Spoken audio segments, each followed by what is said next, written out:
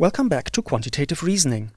In our previous tutorial, we learned that logical vectors are a combination of true and false elements. In this tutorial, we learn how to create new logical vectors from existing ones with logical operators. The most important logical operators are not, and or.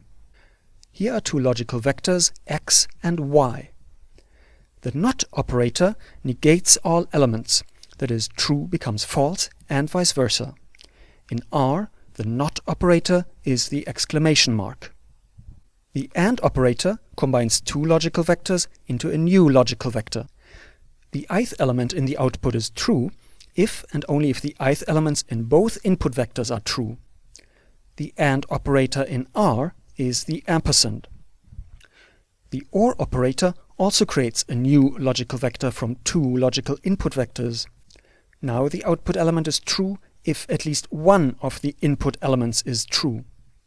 In R, the or operator is a vertical bar. We can use the result of a logical operator, just like any other logical vector, as a way to subset vectors and data frames.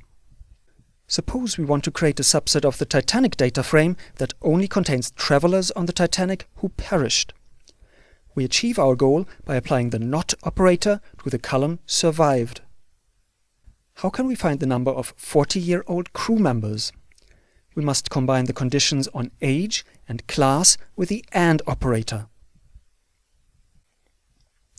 Next time, we discuss how we can find out how many 40-year-old crew members were on board. Let's summarize the main points of this tutorial. The three most important logical operators are not, and or. In R, the not operator is the exclamation mark. The and operator is the ampersand. The or operator is the vertical bar. Logical operators are often used to subset vectors or data frames.